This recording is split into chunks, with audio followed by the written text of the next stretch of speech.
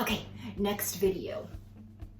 Being hypnotized by beauty. But first of all, what I forgot to tell you also during my passionate activism as a teenager with concepts around physical beauty, it inspired my book. I didn't write till I was 35. It's a very simple book made for teenagers on, building inner character and things like that. I didn't write it till I was about 35. It's on Kindle. It's called Unveiling Your Truth. You can actually just go see some samples if you're interested in it, but it's very basic. An adult can read it as well.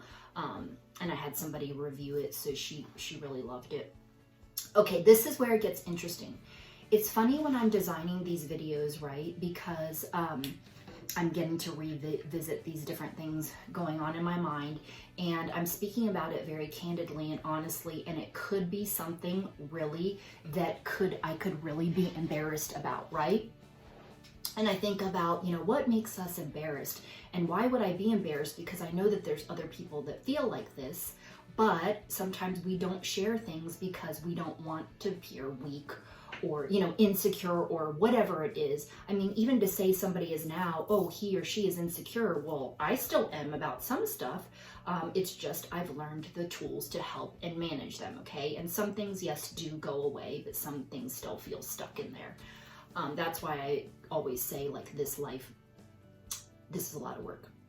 Getting to the story. Okay, I'm not afraid to tell you this.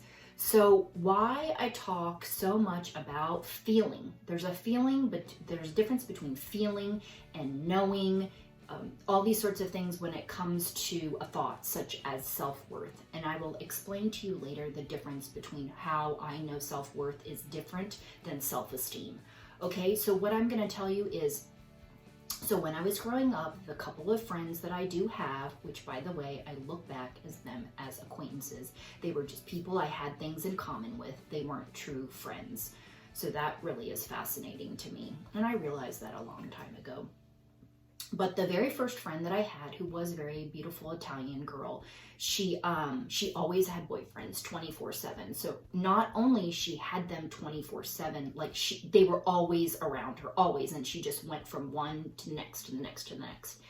And so that is one example there of what I saw in terms of relationships. Now, my dad and his stepmom, they didn't show me that sort of thing. I feel like they had a pretty, normal, I guess, stable relationship. They wouldn't do a whole lot together, but that's not where I saw, this perception now that I have of a relationship that, I don't know, it seemed like not that it's supposed to be. It's just, I was just okay, those are the first ways of what I saw in what people do in relationships that I was drawn to for some reason. Okay, maybe again going back to our concepts about love and what that means. I saw that over there. So that friendship went on for many years, and then another girl, so when I say hypnotized, yes, she was very beautiful, but also in the fact she wasn't the blonde and white and skinny, but I wanted to know what it was like to get that attention. It was almost like I wanted to be friends with her just to feel what that was like and know what that was like. But guess what? It didn't help me. It didn't do jack shit. It just actually made me feel worse about myself. So that happened with that, and we continued to know each other for a while. And again, a friendship that I put a lot into, and driving, and having my dad drive me an hour to see, which I did with many friends that moved away. Okay, second friend comes along, which I would consider my best friend, but like I said, I don't know that she really was. And basically, she was the more cooler, the more creative. She was the better artist. She was just more unique in her style. She was a better writer. I felt like she was better at everything than me. And so remember, again, this is rural Pennsylvania, so there's no cultural embracing, there's no anything. And she was the blonde and the blue-eyed. So same thing again, while we ended up, walking as the weird girls in school who dressed different and were more unique, she wasn't a very, I would say, positive model or something like that. I just compared myself to a lot of her.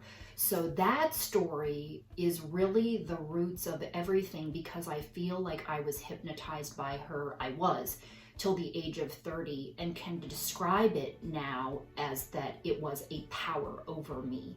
Okay, I felt out of control. I felt like, I don't know, I can't, you know, like an attachment. Like we had that cord and I just could not cut it until she said to me in an email around age 30 when I was pregnant, she said a lot of negative comments surrounding it. Even if the things of the duties of parenting aren't super fun, it was just a very awkward, it seemed like negative reaction to sharing something that was supposed to be a good thing. Right? Okay.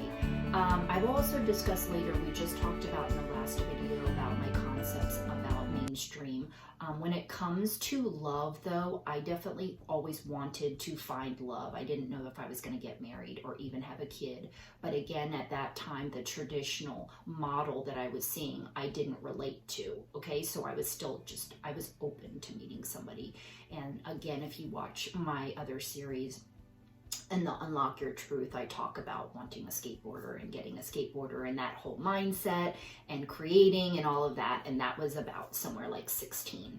So I got that, what I wanted. So anyway, so about love, that is for a whole nother show, but I was always into it. So basically after, I would say about age 35 is when I really started coming into growing my hair long, wearing girly things and accepting that side of me because I was so much into the masculine. Being the punk rock selfness as a part of my protective mechanism was also kind of being anti-pretty. So not only sometimes they teach or talk about anti-establishment and anti-authority, I was more so of the question authority person. But those sorts of things in the punk rock movement, you know, known for being dirty, angry people, as an adult, it was a mindset, but I still took and grabbed what I believed in. And they were a lot about talking about social injustices, whatever it meant, you know, supporting a small business over a corporate business. It's called DIY ethics, do-it-yourself ethics, all these sorts of things that I was into. And so that is speeding up to today, is that I'm sharing with you in my series, my purchase series, and here that not only my personal experience, you know, growing up, and then my professional training, and then, you know, all this sort of stuff I blended. This is how I come to be and share with you. And a lot of my life's works for myself has been through writing. Okay, so this is truly, it really is a dream come true to be able to share this with you, because in a way, if you look at it, I've been bottling it up since a teenager, and now I have a bigger platform. I can share my stories with you. Okay, so I will see you in the next clip.